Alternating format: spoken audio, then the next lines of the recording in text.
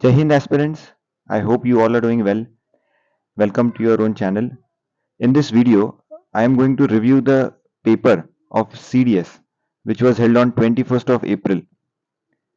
21st of April को हमारा CDS का पेपर हुआ था एंड इस पर्टिकुलर वीडियो में मैं इंग्लिश और जीके का एनालिसिस इन द सेंस में इन शॉर्ट रिव्यू दूंगा आपको कि हाउ वाज द पेपर और मेरे हिसाब से क्या एक्सपेक्टेड कट ऑफ रह सकती है।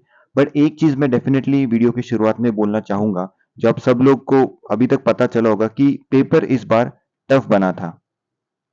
दिस इज अनडाउटेडली ट्रू कि इस बार का जो पेपर था वो टफ बना था। इस बार मैंने एग्जाम नहीं दी थी बिकॉज आई एम ऑलरेडी उस एज लिमिट को मैं क्रॉस कर चुका हूँ। मैंने सीडीएस 2023 दी थी एंड मैंने इसके पहले भी बहुत बार सीडीएस दिए, तो आई नो कि डेफिनेटली ये जो पेपर था, पर्टिकुलरली जो जीके का पेपर था, इट वाज समवट उन्होंने उसको सिविल सर्विसेज एग्जाम की लेवल पे लेके जाने की कोशिश की। कुछ चेंजेस उन्होंने किए और उस चेंजेस को मद्देनजर रखते हुए व्हाट आई फील इज इस बार आपका जो कट ऑफ है वो उसी के रिलेटेड कट ऑफ आपका चेंज भी होगा। वो क्या होगा वीडियो में हम डिटेल में बात करेंगे।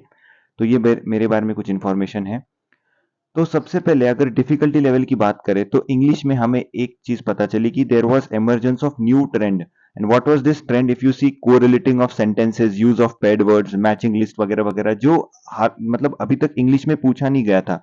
इफ यू सी इंग्लिश में 2020 के बाद उन्होंने एक फिक्स पैटर्न बना के रखा था कि 10 सिनोनिम्स पूछेंगे, 10 एंटोनिम्स पूछेंगे, 10 इडियम्स एंड फ्रेजेस पूछेंगे, 10 पार्ट्स ऑफ स्पीच पूछेंगे, 10 स्पॉट द एरर्स, फिर 10 पीक्यूआरएस वाले पूछेंगे, देन S1 S6 वाले पूछेंगे।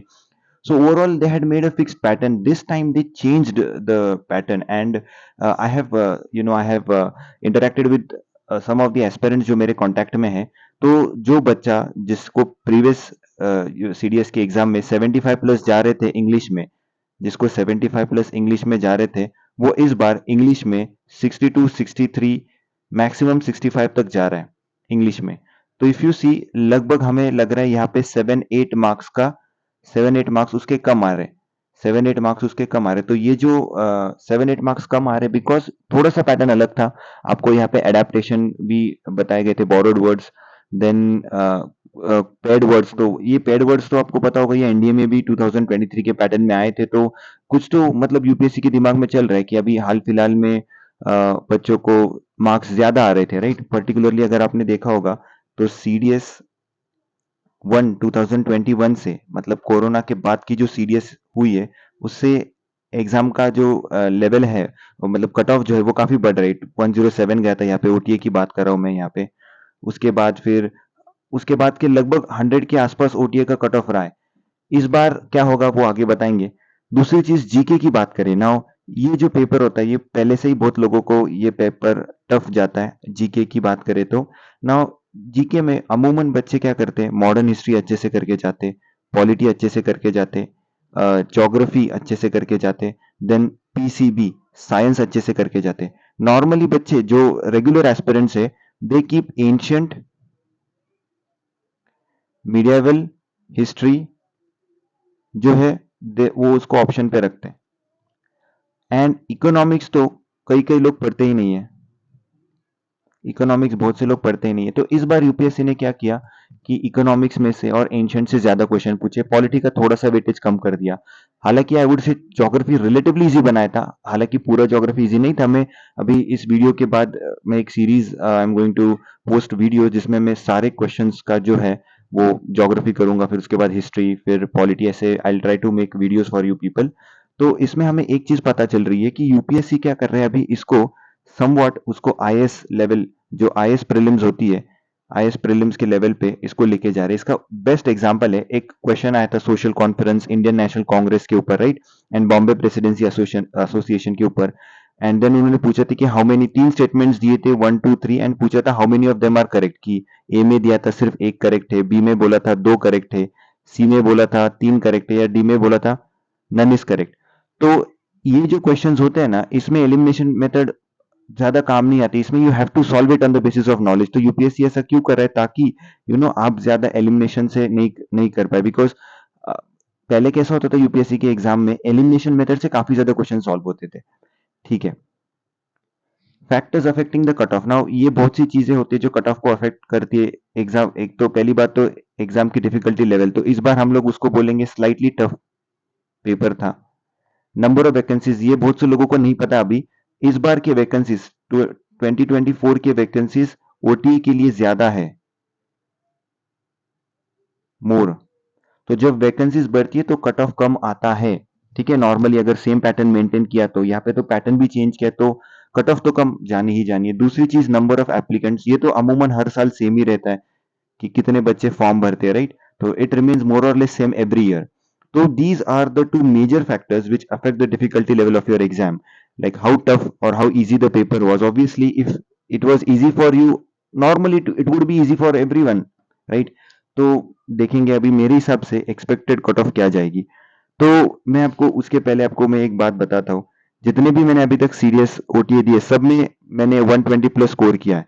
तो मैं मेरे हिसाब से कट ऑफ नहीं बनाऊंगा। मैं ऐसे मान के चलता हूँ कि एक एस्पिरेंट है जो पिछले 5-6 मंथ से वो प्रिपेयर कर रहा है, एंड उसने वो किसी रूरल एरिया में है, ऐसा मैं मान के चल रहा हूँ। उसने पेपर दिया, और अगर मैं पेपर एग्जाम हॉल में होता, ऐसा पेपर जो है वो ट्रेंड सेटर पेपर, मतलब ट्रेंड सेटिंग पेपर मेरे सामने होता, और उस टाइम पे मुझे डिसीजन लेना होता है।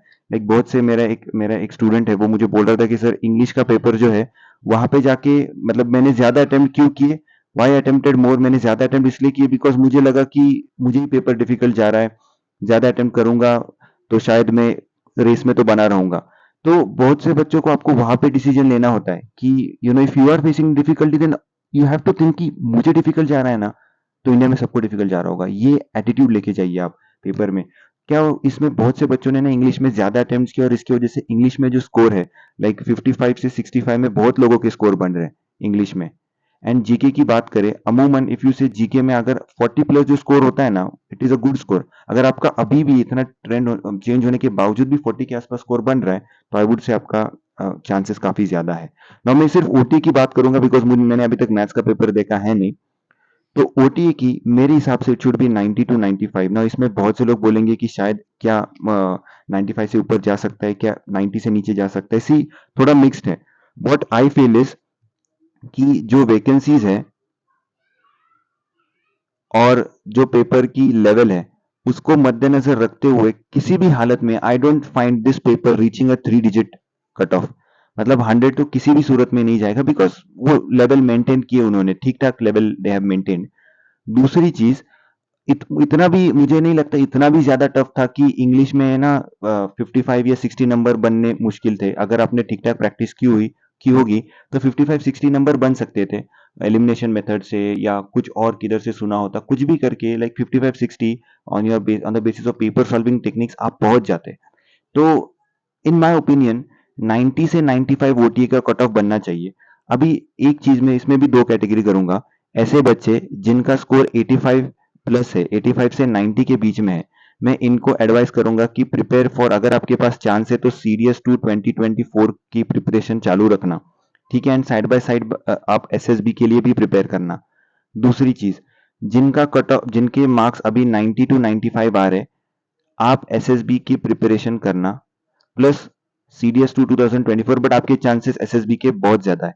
और जिनका 95 प्लस आ रहा है, definitely you people should prepare for SSB. और आपकी एसएसबी जो है, ये ओटी की एसएसबी अमूमन सबसे लास्ट आती है, तो सीडीएस टू आपके पास होगा ही ना। इससे एक एट द एंड मुझे एक मैसेज बताना है कि इससे हमें क्या सीख मिलती है, what is the message this paper has said. आने वाले जो पेपर्स है सीएपीएफ एसी जो अगस्त में होगा, इसकी लेवल इसकी लेवल भी बढ़ सकती है, डेफिनेटली बढ़ेगी। और सीएपीएफ में आपको पता होगा कि दो पेपर्स होते हैं, paper 1 and paper 2। And paper 2 is descriptive, आपको लिखना पड़ता है। पेपर 1 में ऑब्जेक्टिव, इट इज ऑब्जेक्टिव। अगर पेपर 1 आप कट ऑफ क्लियर करते हो तो ही आपका पेपर 2 चेक होता है। सीएपीएफ 2022 में मुझे पेपर 2 में 105 मार्क्स थे, ठीक है। तो मेरे हिसाब से जो लोग सीएपीएफ एसी को भी प्रिपेयर कर रहे, मतलब उसको टारगेट रख रहे, तो उन्होंने सीएपीएफ एसी की अपने प्रिपरेशन को अपग्रेड करना पड़ेगा, थोड़ा सा ज्यादा पढ़ाई करने की जरूरत है। दूसरी चीज, सीडीएस टू 2024, जो लोग सीडीएस टू 2024 के लिए प्रिपेयर कर रहे हैं, उनके लिए एक मेरा मैसेज है कि upgrade your sources, upgrade your sources. आप जो भी किताबें पढ़ रहे हो उसको अपग्रेड करिए। थोड़ा सा जो सीएससी प्रीलिम्स की जो बुक लिस्ट है, अगर पॉसिबल है तो कुछ सब्जेक्ट्स उसमें से पढ़िए। एंड आपको ये भी पता होगा जो अभी एफकेट हुई थी, एफकेट 1 2024, उसका भी कट ऑफ काफी कम गया है। तो all these things they suggest कि एग्जाम की डिफिकल्टी लेवल बढ़ रही है, तो अगर हमें उस डिफिकल्टी लेवल को कोप अप करना है तो हमें अपनी प्रिपरेशन बढ़ानी पड़ेगी। ठीक है, so that is all for today. मैं एक सीरीज कंटिन्यू करता रहूंगा जिसमें मैं आपके लिए वीडियोस लाया करूंगा। अगर आपको सीएपीएफ एसी के लिए भी अगर ऐसी सीरीज चाहिए तो please mention in the comment box, तो सीएपीएफ एसी के लिए भी हम करेंगे। ओके, जय हिंद।